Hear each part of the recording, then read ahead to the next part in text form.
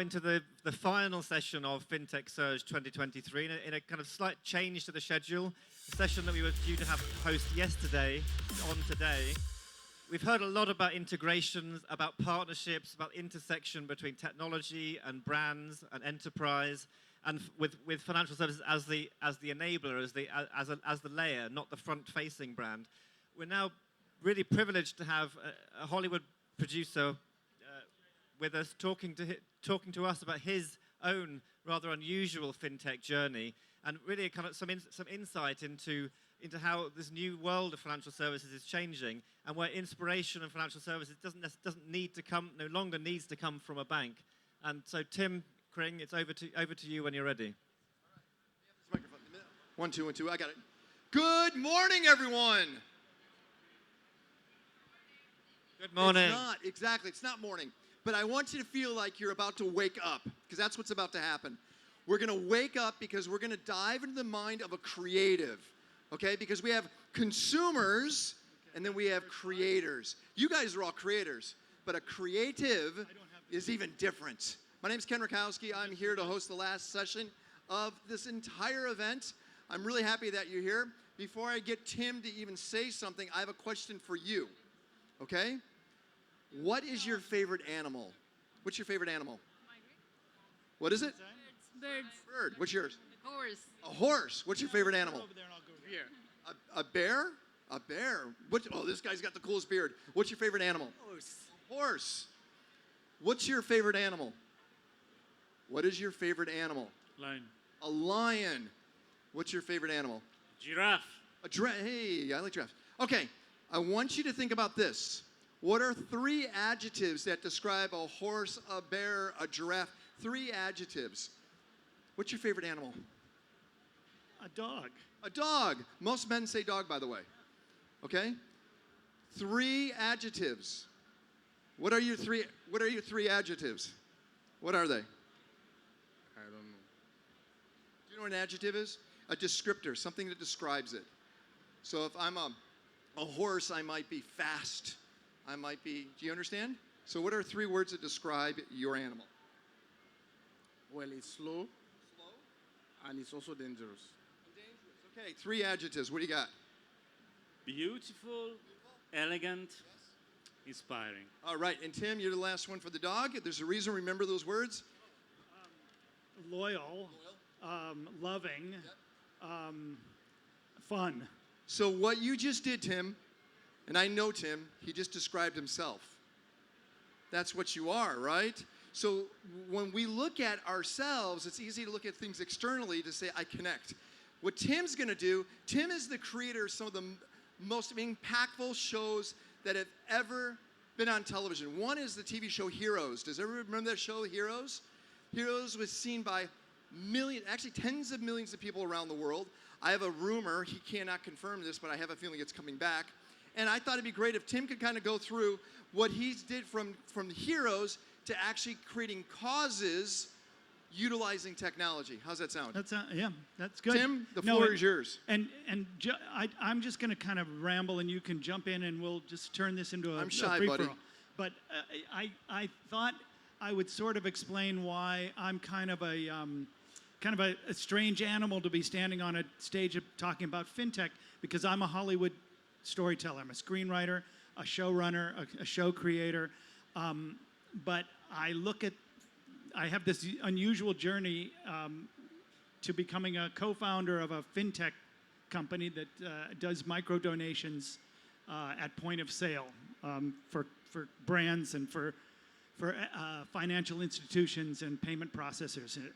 So it started with, the journey starts before this, but the journey that I want to talk about starts with Heroes. Heroes was a show that had 100 million people around the world watching it, and we created a massive fan base. And it was the first, it came along at a time when social media was suddenly taking off, and it was the first time that you could create fans that could connect not just to the show, but to each other. And suddenly they wanted to interact with each other, and they wanted to interact with the show that they loved. And so we ended up sort of developing the modern version of what a fan base is for television, and what fandom really is about. Ultimately, there's a psychology to fandom. It's about the social currency of being a fan is about your knowledge of the show that you love. So if you can give somebody one more thing to find about the show, they will be validated by their peer group. So we built an entire universe around Heroes. We had all of this extra content that surrounded the show, and we gave the fans all kinds of ways to get to it. Online comic books and online content and fan-generated content and video games and all sorts of printed content and mobile content that developed this world around the show. And what we discovered was that the fans wanted to create. They wanted to live inside the world, and they wanted to help co-create. They wanted to create T-shirts, and they wanted to go to fan conventions, and they wanted to be a part of a world building. So I started to think about the idea of how to harness the fans to actually do something in the real world with their fandom, to give them a way to express themselves around causes and things that they cared about. And I coined this phrase, social benefit storytelling. I don't know what we can do with that phrase, but it's actually a pretty cool thing. I like it. You know what? I can't see what the next slide is, so I can't remember what I'm. Oh yeah. So I got approached by Nokia, the handset, the big telephone, telecom company, and they wanted to produce basically a narrative to drive traffic through what was at the time their version of the iTunes store. And so I created something called the Conspiracy for Good, which was a narrative. And the whole idea was that it was a secret society for good. That logo in the middle is the logo. And the secret society had existed for thousands of years, secretly hidden in plain sight. You just didn't know that it was there. But if you started to look, and you had this new telephone that had early version of AR, you could discover that there were actually clues to this secret society, and you discovered that you were actually brought in on a mission to actually do something. So all of these people throughout history were actually a part of this secret society. You just never knew it until you look closely and realize that, oh, they were responsible for all these amazing things, right? So we created this giant interactive narrative to utilize all sorts of tech to drive the audience through the story. And the Conspiracy for Good was basically an immersive, so this is the idea behind it, that drives people to do good in the real world.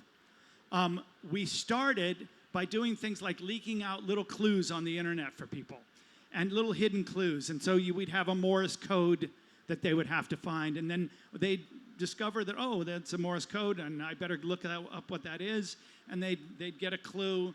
The badge is the key. Oh, so they click on the badge, and it would take them to some place, and they'd find a hidden. There'd be something hidden on a website, and it was coordinates, right? And what's there? And they'd follow the clue trail, and sure enough, it ended up in this case taking them to the streets of Stockholm, where we actually hid hidden documents that belonged to our villain, which was an evil corporation that we invented. And the fans literally went out and found, this is actual footage of one of the fans when they actually found this is the treasure at the end of the rainbow. And sure enough, these documents that they found ended up becoming an important piece of the puzzle that they had to figure out. So I'm going to just show you a little, hopefully the sound is right here, but this is a little 2-minute video about the project. We have sound? Oh, guys, I'm gonna go back. So, Do you guys have sound? yeah, we need some sound. Okay, let's.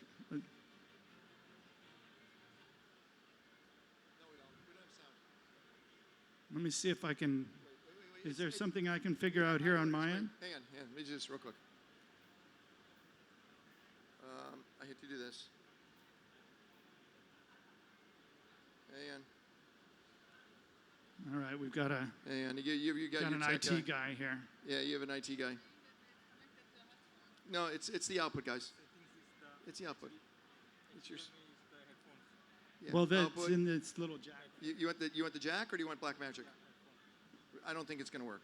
It's going to be black magic. Can you make it black magic? You make it the HDMI. It's not going to work. I just know it's not going to work. I had the same problem. It's not working, guys. Okay, good. All right, ready? Yeah. Okay, so Is it this one right here? Social benefit? You know what it is? Okay, good. And then full screen. okay, let's try this. There we go.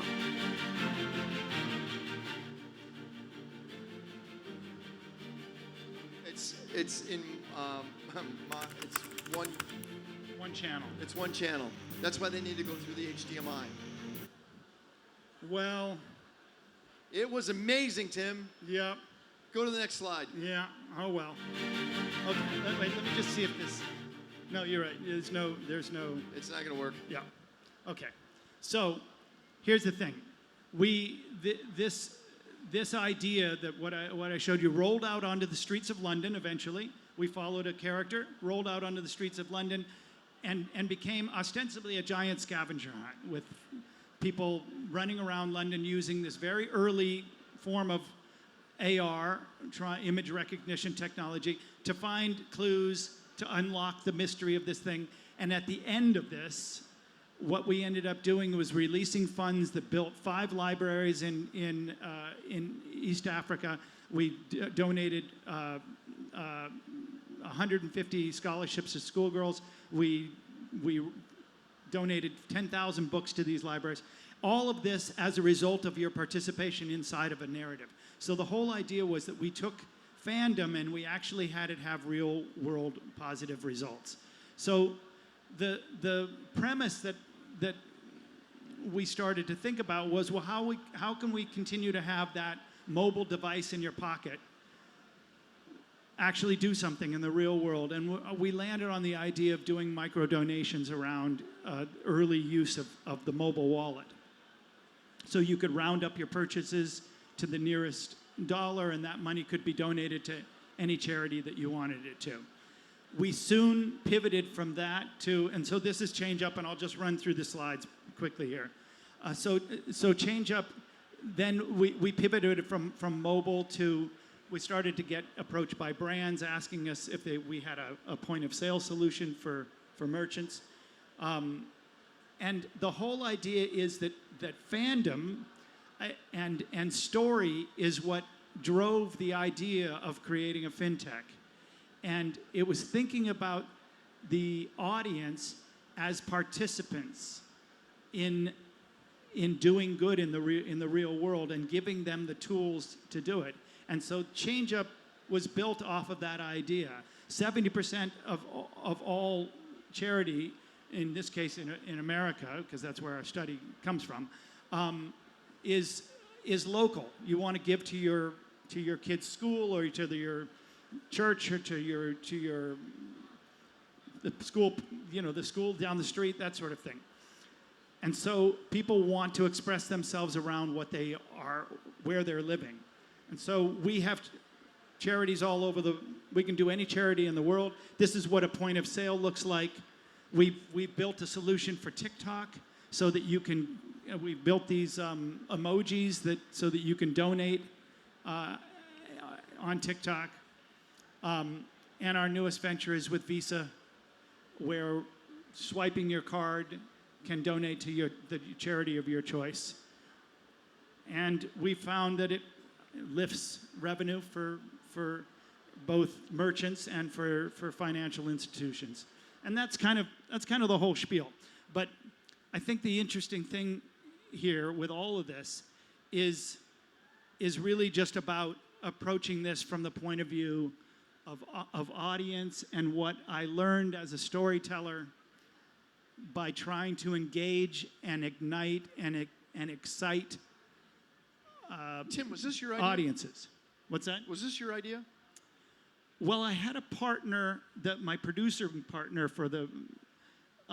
He and I were talking after this event. We had people come up to us after when people were running around London in this event. I'm going to sit over here because I don't want to look over my shoulder. We had people coming up to us and saying, well, what else can I do? The whole thing was built around these phones because that was the whole idea. The phone was how you navigated in this scavenger hunt. And what else can we do? And we started to think, well, what could you build that would, and it was at the beginning of the whole idea of mobile wallets. And we thought, well, how do you ride on top of people's behaviors every day to do something good in the world? Well, what do people do? Well, they spend money. They spend money. They go to the coffee shop in the morning and they pay their, How hard has it been to get this to be used? Well, so here's the thing. We built the mobile app, and the truth is we pivoted fairly soon after we realized that merchants were approaching us because we thought it was going to be a lot easier to make money with getting out of the app business, having people download an app. Just trying to compete in that world was really, really hard. And so so going the merchant route, so right now we're the only donation solution for Salesforce Commerce Cloud. We built. It's not a crowded space, is what you're saying. Well, so here's the thing. There are hundreds of these little donation companies out there, and they all have a cute little name, and they do something, right? We decided that we were going to try to be enterprise level. We wanted to be where real institutions could actually use this. We got approached by MasterCard to build their Donate. Okay. So we did MasterCard Donate, and also Apple with Apple Pay. And Apple and MasterCard, as you can imagine, are not messing around when it comes to people's money. So we went through, about a year of it's challenging. Of a spanking machine, as we called it, where they really. But as a result of that, we were really buttoned down. We were PCI and SOC compliant, and we can move people's money really safely. How passionate are you about this? Well, the part of that I am, and here's why. This is why I led with the comment that I'm sort of an odd duck for this, because the truth is, this has now gone beyond my field of expertise. I get it, right? It's now a software company, a SaaS company. That's not your language. And yes, it's not my language. What I am passionate about, and what I keep reminding the partners and the CTO of the company, I keep going back to this idea of how do we create an emotional, I get it. An emotional thing. Can you put the slide back up of Tim's name and all that? Can you put all that back up and back? Tim, Michael Jordan, what is he known for? Basketball. Right, not baseball. That's right. He tried to do baseball. Right? That's right. And he went right back to basketball. Yep. Right? And then he coached. Yeah. And he owns. Yep. Right? But he's known for basketball. I get where you're going. I know, and I get where you're going with this. But my point with all of this is that it's a continual challenge for me to try to sort of connect the dots of my life. I think this is great. But I do. Yeah. But you should have hundreds of these type of companies that you're involved with. Mm-hmm. Right? Yeah, because I find that so this is sort of the ultimate point that I kind of wanted to make with all of this, was that my story, my journey of arriving at a fintech solution to make the world a better place. We're getting played off the stage. You're off the stage. Came out of the whole idea of storytelling, and the whole idea of trying to treat the consumer and the user not as a consumer and a user, but as an audience. And audience actually implies a very different relationship. 100%. It's not a one-way street. I'm not just pushing something out and you Are they use an it. audience right now? Are they what? Are they an audience right now? Yeah, and here's why. I mean, so for me, the audience, from the beginning of time, we sat around campfires and told stories. And the people who were listening to that story were having a shared experience with the story, right? They were having a shared experience. And that is so deep within us. We want shared experiences. We want to feel like we're part of something bigger. And we want to create a narrative where we feel like we're actually a part of something.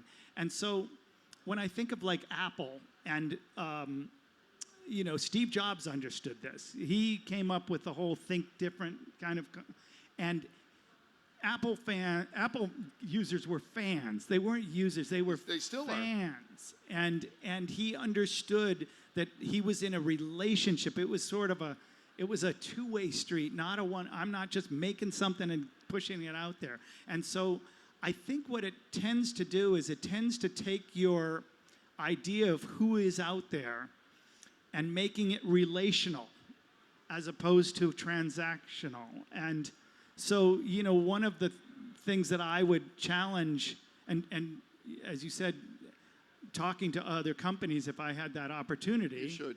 the thing that I would challenge them to do is to at least take the thought experiment. Spend an hour in a group of top C-suite, whatever you have there, and spend an hour talking about what would it be, how would it change who we are if we started thinking about our customer as an audience. So there's a guy in a group you and I are involved with. His name is Nolan Bushnell. Yeah. You know who he is? Yeah. Atari and Chuck E. Cheese, right? Chuck He's E. Cheese 81 years old. And gave Steve Jobs his first job. That's Yeah. right. Steve and Steve. Steve Wozniak and Steve Jobs, they Yep. made Breakout. Yep. Nolan is 81. He's a lovely guy. Yeah. To this day, once a month he goes into a trade show unrelated to anything he knows. He just walks randomly into a trade show. The lumber show, the carpet show, and he just walks in an uncomfortable place and he goes, well, I've learned a lot. I think our biggest problem is we don't know how to get uncomfortable, Yeah. right? And what you're suggesting is we need to get uncomfortable. You did. ChangeUp is uncomfortable. Yeah. I'm not. I don't speak a lot of the language that it's interesting. I co-founded the company, with this idea of doing the app, and watched it pivot into something that I really, and when I go into meetings, I don't know half of what they're talking about. So can I divert you for a second? I don't want to use the word fintech, blockchain, AI, AR. I don't want to use any of those because all they've been is abused over and over again this week. Right. I want to talk about creative. Yeah. Do you mind? Yeah. How do you go through a creative process? I have a couple of answers for that. First of all, I'm a working screenwriter in Hollywood, and I made my living as a freelance writer, and so I had to go out and get jobs, and so I always associated creativity with needing to pay the bills. Okay. Right? And so gun to your head, you got to figure this out kind of thing. I got to pay the rent. And so that said, inspiration is hard work. It doesn't just show up. So these people that are here, they want to hear about Tim Kring, the creator. I know that. Yeah. Teach us something. Teach us, it could be 2 or 3 things that you do that we could apply. Because if you're putting a gun to your head, figuratively, Yeah. to come up with creativity or something that gets you in that zone, what is that zone? How do we do it for ourselves? The flow state that There you happens when you again, I'm going to go back to the idea that I never have writer's block. I never have writer's block. I have writer's procrastination. I'll avoid sitting in front of staring at a blank page. I'll do almost anything to not have to stare at it because it's so painful. Is it painful because once you're in it, you have to stay in it? Or is it you may not like what you're writing? What is that? It's the fear that you're going to not be able to pull it from wherever you pull it. I think we all have it. Yeah, that's it. Yeah. You're like, maybe this is the time when it all falls apart and I can't do it. Tim, I feel that. Yeah. I go through that too. Yeah. How do you get, because if anything, the first journey, the first step is the journey of 1,000 miles, Yeah. right? You got to take the, how do you get that first step to get to that paper? Well, for me, I'm a bit of a scavenger. You know, I do a lot of sort of. I know what the tone of the thing that I'm trying to create is. I get that first. What it wants to feel like. So is that what we all should do, whatever that is? If it's a story, if it's an idea? You know, I would love to be able to say this is what you do, but I think everybody has a different process. So I'll tell you what I do. I come at things from a very emotional. I'll be very revealing here. I want you to be, yeah. I grew up This with is the last session of the entire event. So I grew up with learning disabilities, right?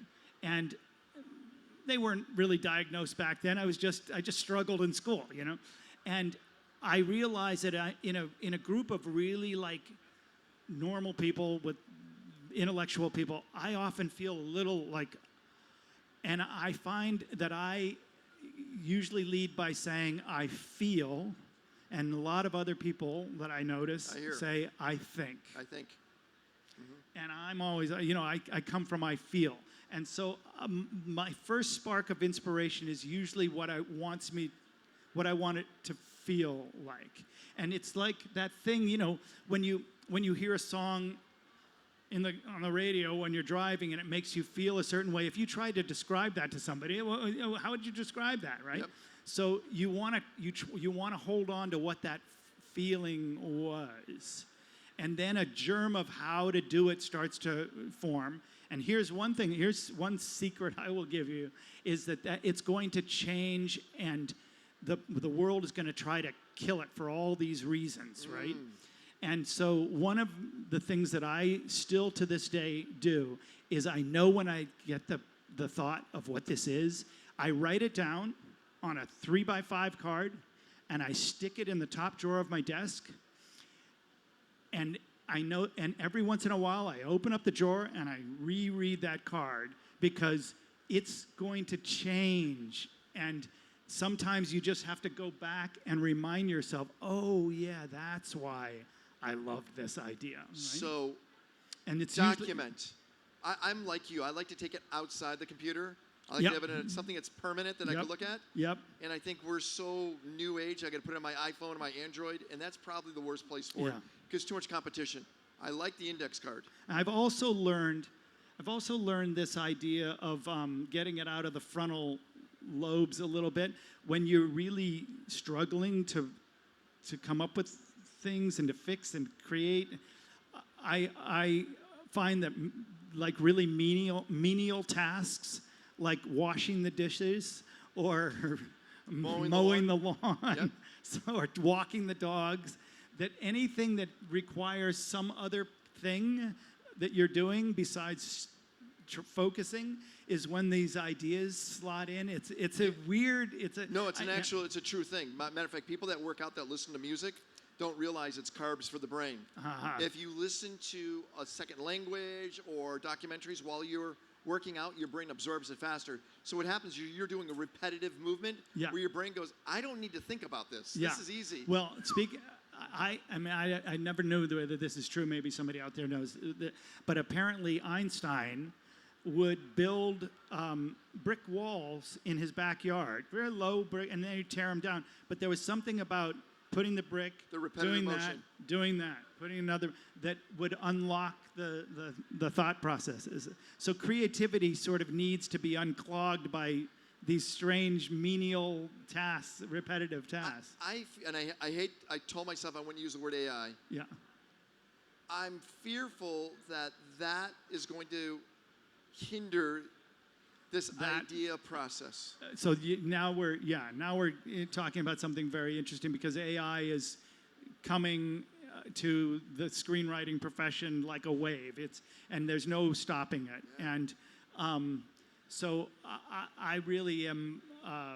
I think it's about learning how to use it. But I fear that. I fear the natural sort of like struggle. I wonder what's going to happen when you take away that friction. I was just talking to Fernando, who's one of the guys that we're hanging out with, who's this famous artist. And my son reads music and writes music, and he looks at me and goes, "It's not important anymore." I go, "What do you mean?" He goes, "He needs to know how to prompt music." Uh-huh. And I'm thinking, That's what? great, yeah. But it's a prompt world now, Right. which is so alien to people like us at our age. So we have to learn how to prompt. Yep. You have to learn how to prompt. Yeah, no, I mean, the advice that I think we all need to have is to get out there and learn how to, spend a half hour a day learning how to really use ChatGPT or whatever, whichever one you, All right. yeah. We got about a minute left. Can we stand up real quick? Okay. I heard a rumor Yes. that heroes might come back.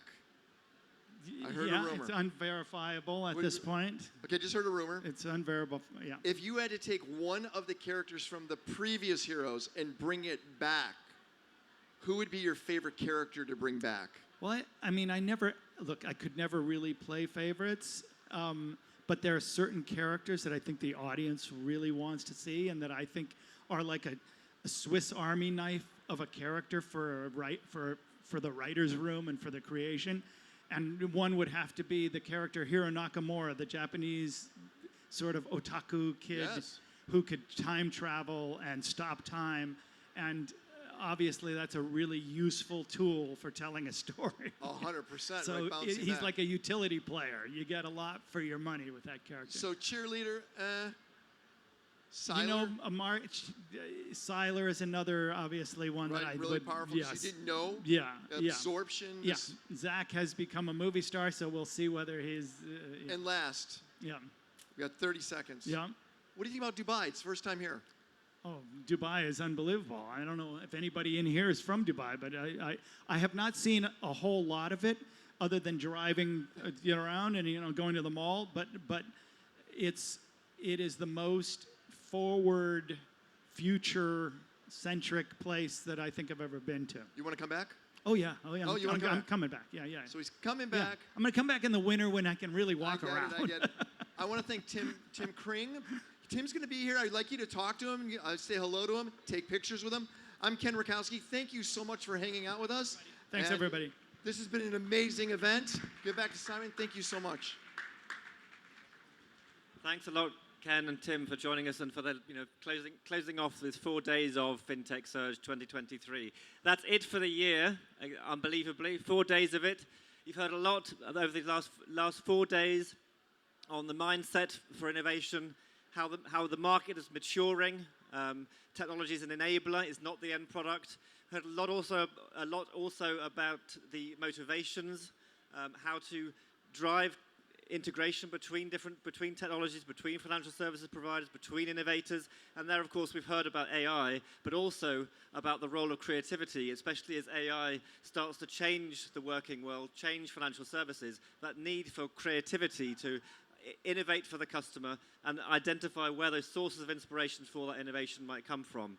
GITEX 2024 will be back here in October, but before then we're launching GITEX Europe next year, and GITEX Africa will also be taking place over in Marrakesh for the second time in May 2024. So that's all from all of us. Thanks for joining us, and well done for making it through 4 days. And thank you to Simon for being our MC for the last 4 days and making an amazing job. Thank you very much. Well done.